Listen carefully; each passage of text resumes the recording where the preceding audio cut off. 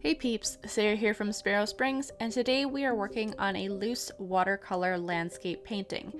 I have a light sketch plan underneath, and we are going to do some silhouetted mountains in kind of a purple, pinkish, orange sunset sort of scene, with a lovely wildflower patch in the front. But before we get into that, today is day 14 of my Tubetober challenge, where I'm posting one video a day for the month of October. So if you're new here, make sure to hit that subscribe button and turn on the notifications to see all of those new videos.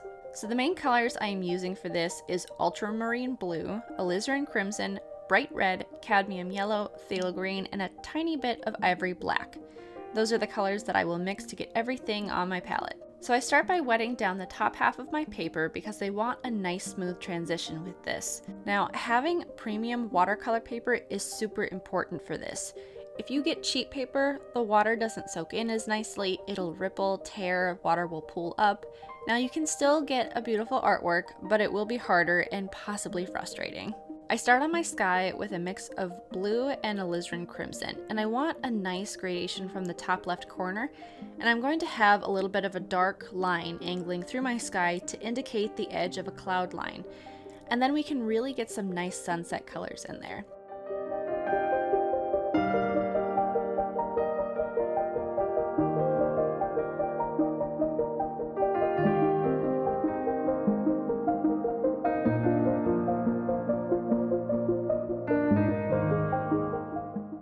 My orange is a mix of my bright red and yellow, and I tried to get this fairly saturated because I want some rich orange colors in there.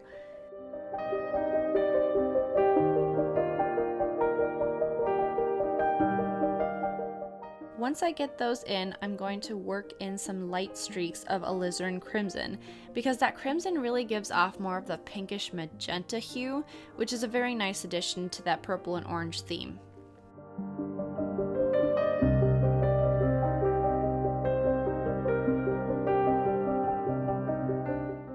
I'm also doing a little bit of a water line in here, so I'm going to let it be more of a rippled, muddled effect instead of a crisp, clear reflection. I want to keep things loose and relaxed for this one. Then I will work some of those bright oranges into the water line as well.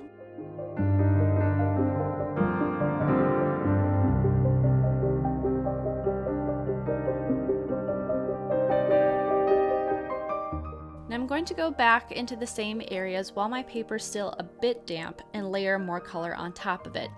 I want to pull in a bit more of that contrast and make some areas darker, but I still want that nice blended effect. If I feel like an edge has gotten to be too hard, then I will go in with a clean, damp brush and just blend it out.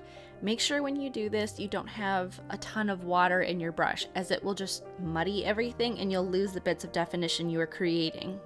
I'm adding a little bit of a cloud in towards the center here, so I'm just laying in a little darker color so I have a base to work with later.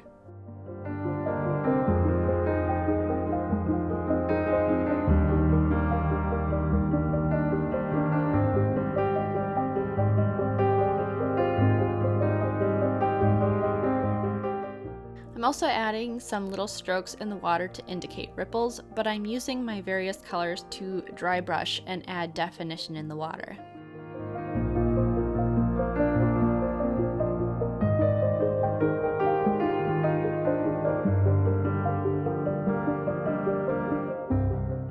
I'm going to take my dark purple and add in the beginning of a path and a dock into my water. If your color gets to be too heavy, you can always dab out excess water and swipe across your surface with a dry brush to pick up some of that color. I really like doing this to create some highlights as well.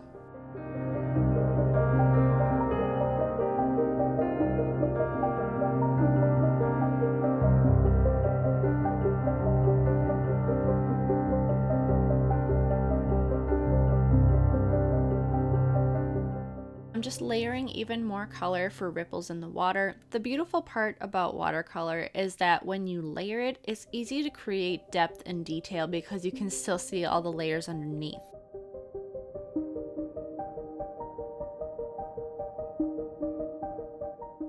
Now I'm going to start in on my Wildflower Patch. I'm going in with my alizarin crimson and just roughly putting in some long flower stalks. But again, I'm going to keep this loose. Some of the stalks are going to reach over my shoreline and into my water line to give it more perspective and depth. Eventually, I get a little bit more mottled and sketchy with my paint strokes. The key here is to be a little bit inconsistent because oftentimes nature is not consistent, and it's that organic pattern that really gives it a sense of believability and realism.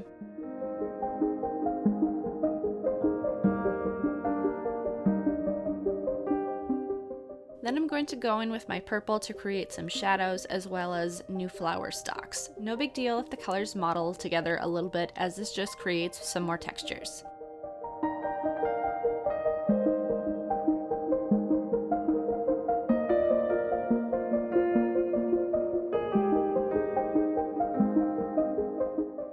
Now that my sky has had a little bit of time to dry, I'm going to create my mountains. So I'm mixing some of my purple in with my ivory black. I always add some color to black because it just tints ever so slightly so that it complements the rest of the colors in the piece. Without it, the color would just look gray and dull, and sometimes it looks muddy. So just add some of your original colors into it.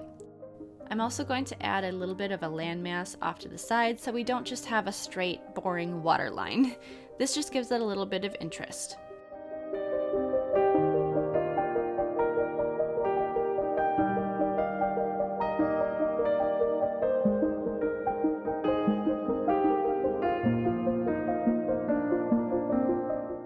I'm going to darken up the base as I go to give the tops of the mountains a little bit of a misty look, and I even take some of the background color behind each ridge and just touch it to the top to make it feel a little bit more cohesive in that area.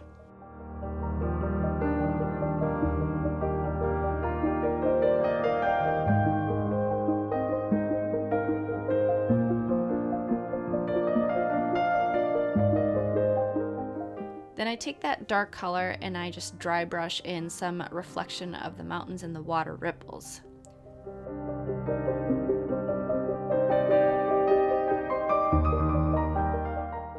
Then I'm going to darken up my cloud lines even more. I really want that sky to have a little bit of interest.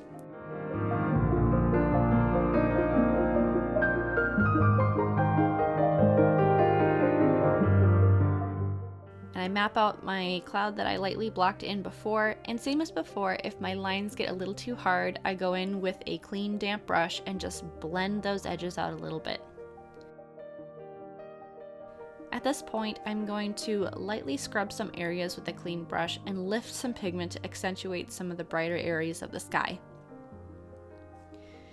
If you don't understand a lot of what's going on, you may want to check out my video on watercolor techniques for beginners. It's a full-length tutorial on all of the basic techniques I use in my watercolor paintings, as well as a practical application demonstration of all of those techniques in a landscape painting.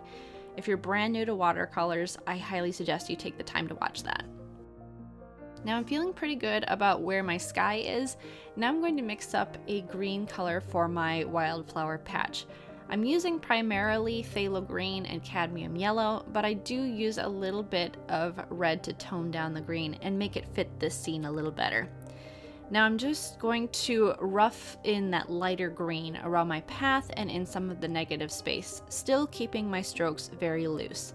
I'm not concerned about white spots just because this can be used to indicate highlights and textures in my flower patch. We want to just kind of let the watercolor do what it wants, because you can really create some very appealing effects if you just don't think too hard about it. Easier said than done. But as my color gets low, I just dry brush in the rest of the areas so that I have kind of a consistent bit of color across my whole foreground.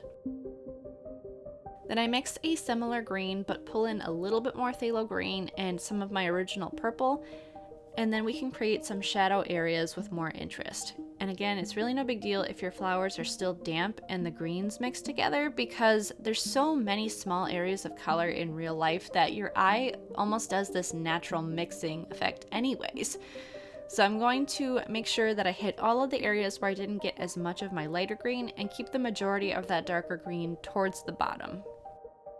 Now I'm going to go in and layer some more of my flower colors on top for even more texture and depth of color. Again, don't worry if the colors mix a little bit. You may get some browns coming out of it, but it's all earthy colors that work well with this color palette anyways.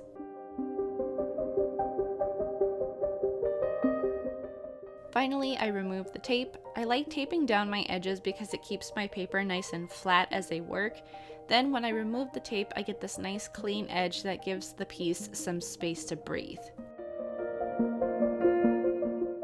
And that's it. If you like this video, give it a thumbs up. And if you try this painting, tag me on Instagram at Sparrow Springs. And that's all for now, peeps, and I will see you in the next video.